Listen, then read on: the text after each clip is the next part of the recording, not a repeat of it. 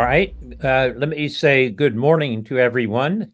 It's a pleasure to be visiting Taiwan again, even if it's only virtually.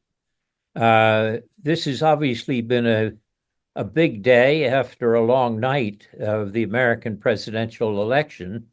And the timing of your meeting was perfect because the topic that I was asked to speak about was the new president and their impact on the U.S. power and future in the world. So that is a heady charge to deal with just after an election. It's also difficult to give you accurate, detailed predictions because there's such a difference between Trump and Harris. If Harris had won, I could predict that what her attitudes would be and also who her advisors will be. With Trump, he is by definition unpredictable. He boasts about his unpredictability. And in addition to that, we don't know who his advisors will be. He has vowed not to have the same advisors that he had in the first administration.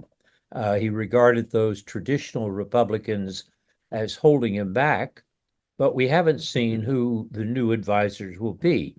So those are reasons why you should accept my remarks this morning as provisional on the day after the election, where you have a very unpredictable character who has won the presidency. Now, let me start by distinguishing the situation of American policy toward Europe and toward Asia. I think there's going to be more change in Europe than in Asia.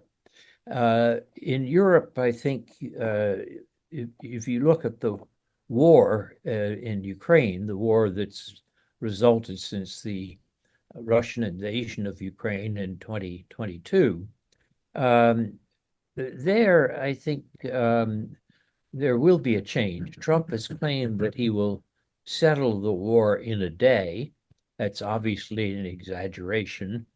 But since the war is going to have to be settled by some sort of negotiation, it does mean that as the negotiation occurs between Zelensky and Putin, Zelensky is going to have a weaker bargaining position than he would have if Harris had won.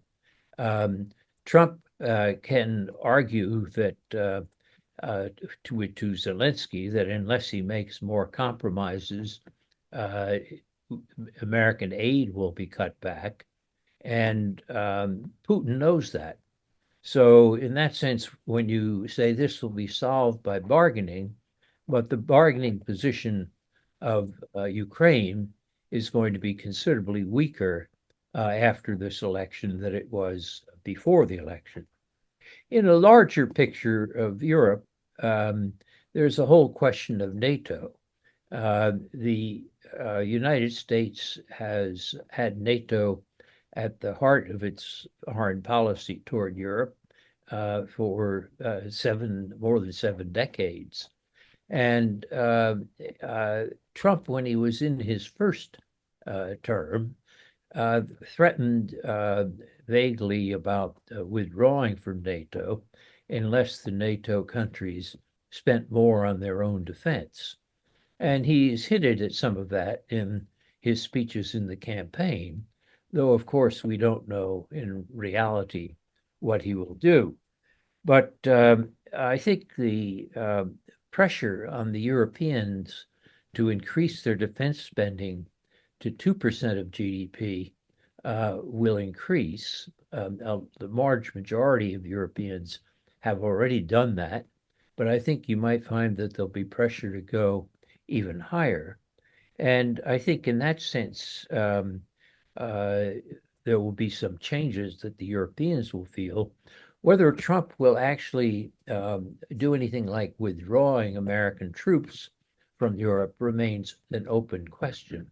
In the last year of his presidency, we started the idea of withdrawing some American troops from Germany, but that obviously didn't occur because of his loss in the 2020 election.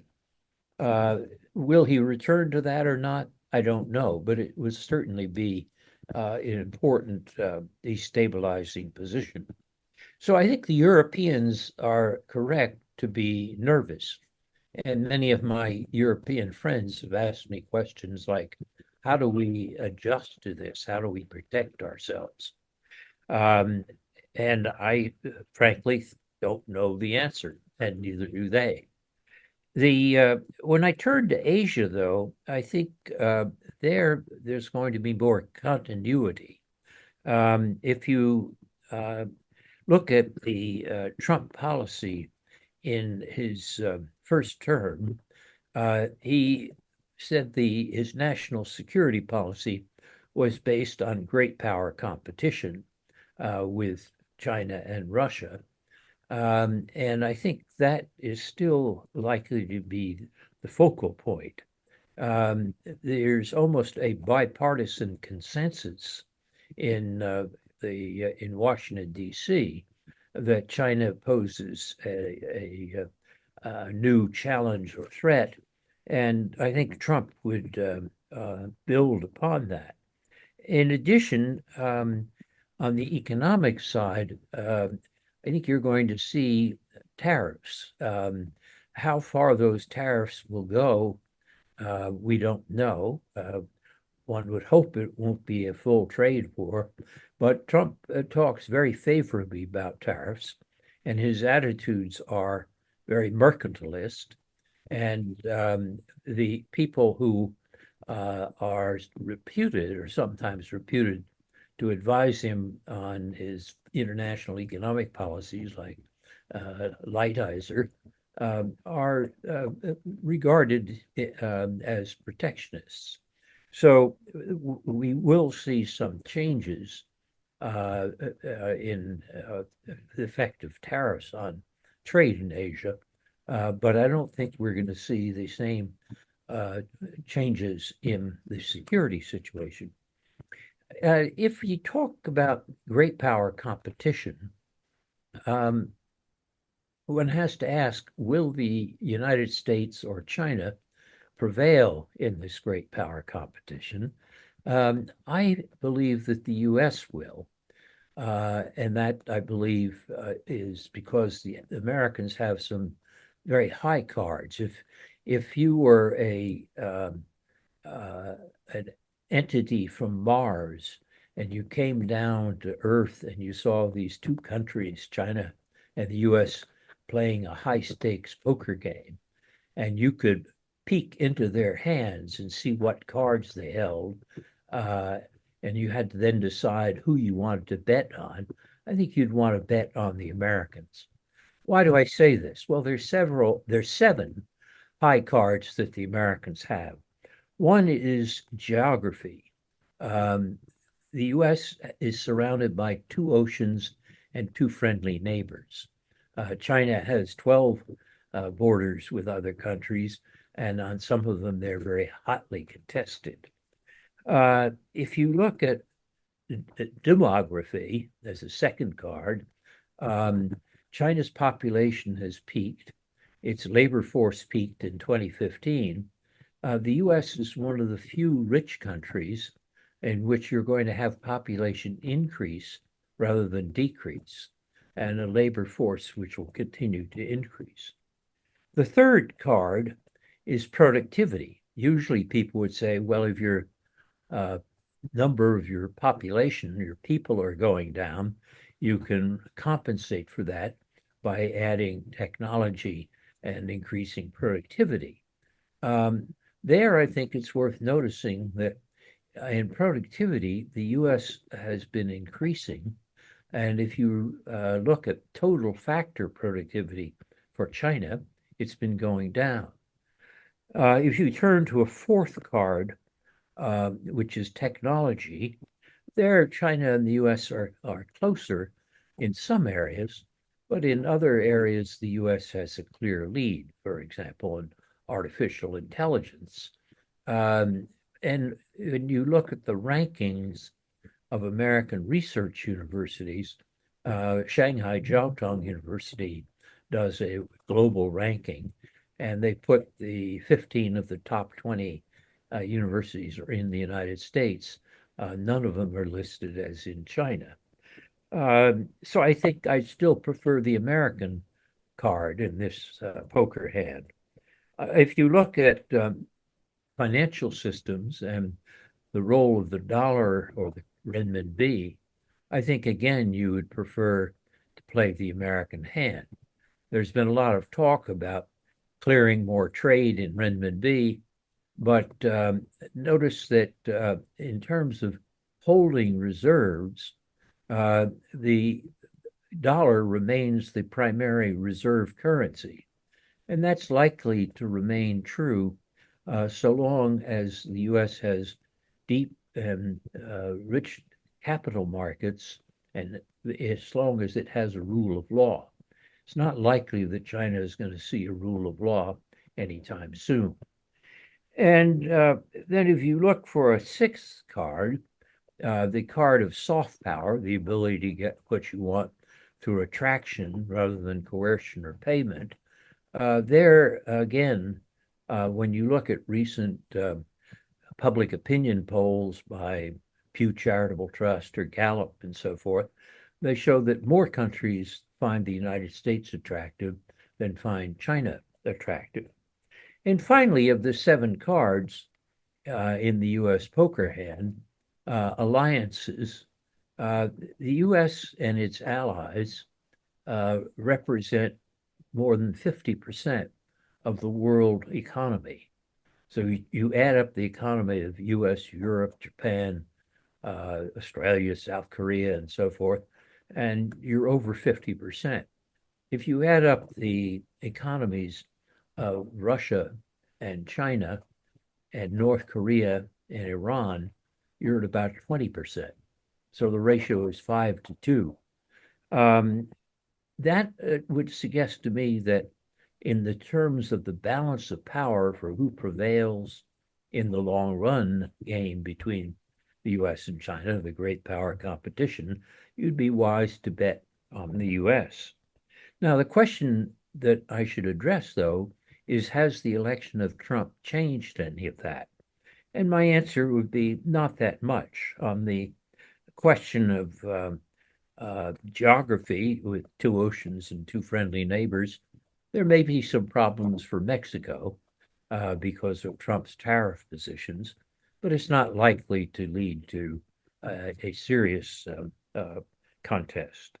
If you look at productivity, I think their productivity is going to remain high in the U.S., regardless of Trump's actions. The recent special issue of The Economist magazine made this quite clear. If you look at the question of technology, there could be some difference. The Biden administration has followed a problem of restraining technology exports, particularly high-end chips of the type that TSMC makes, because of their worry about their security implications. The National Security Advisor, Jake Sullivan, has referred to this as a practice of building a high fence around a narrow yard. When Trump applies this policy, I think you may see the yard expanding. There'll be increased areas. So there could be a change there. In terms of soft power, I think the effect of Trump will be negative. The extent to which the Americans practice unilateralism rather than multilateralism, things such as pulling out of the Paris Climate Accords, for example, this will be damaging to American soft power, but not fatal. So that brings us finally to the 7th card of alliance. And that really means that the big question is to be what will Trump do with alliances? Will he maintain them or not? Trump is very transactional. You want an ally with the United States, you pay for it. So there will certainly maintain an alliance with Japan because of the need to balance Chinese power, but they may demand more host nation support for the U.S. troops that are there. The same thing will be true, I think, for Korea. And I think in that sense, the difference will be that there'll be more friction, but I don't think the alliances will be severely damaged. Finally, let me conclude by saying, what does this mean for Taiwan? And there, we don't really know. If you look at Trump's statements about Taiwan, they don't give you a very clear answer to the question. I think what you should expect, though, is a situation where you'll face more tariffs and more pressure related to technology sales to China. And there'll also be a more transactional approach in which Trump will want to say, what are you doing for me? As opposed to what am I supposed to do for you? One of the key questions is what will happen to the American one China policy, which has been in place since Nixon met with Mao in 1972. And I suspect that will remain in place, along with the 6 reassurances that President Reagan gave that the United States would continue to provide arms for Taiwan. I think the prevailing view in Washington will be we don't want Taiwan to destabilize the situation with China, but we also want Taiwan to be able to preserve its own de facto independence. As the previous Taiwanese president said, we don't need to declare independent, we are independent. In that sense, I think the U.S. will, under the Trump administration, will continue to provide arms for Taiwan. And the image that's sometimes used in Washington is that we should help Taiwan become a porcupine, which China cannot swallow without enormous discomfort. And that means military equipment, not of the very fancy type that might be destroyed in a preemptive first strike by China, but military equipment such as shore-to-ship missiles, which are mobile and which can be moved around between different caves so that China could not mount an invasion fleet. I think we're going to see more of this under the Trump administration. But again, as I said when I started, the one thing I can promise you is that with Trump, there'll be a degree of unpredictability. So that's my answer to the question that was posed to me about the new president and how he will affect the future. But as I also mentioned, on day one after the election, there's a lot we still don't know. So thank you for your attention.